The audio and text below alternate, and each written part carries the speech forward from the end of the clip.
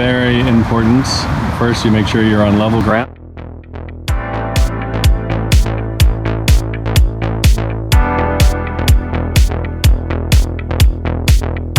Hey, so in my alter ego, when I'm not being a realtor, I used to be a contractor and everything was always breaking and broken, and so I thought I'd do a quick thing on changing tires because my family apparently doesn't know how to do it. So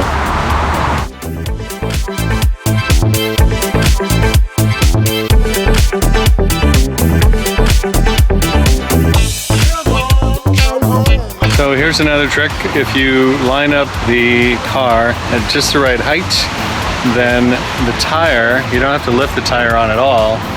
You can just place it and you don't have to lift it. This is what they found in the tire. That would do it. All right, everybody, that's how you change a tire on your friend or wife's car when they don't feel like it. If you have any questions about real estate, give me a call, 503-819-9191. That's what I actually do for a living these days. And I think it's good to have a full service realtor. What do you think? Let me know. Metro PDX Homes Group with Keller Williams, Portland Central, 503-819-9191. You can call me about tire questions too if you want, but mostly I know about real estate. Take care.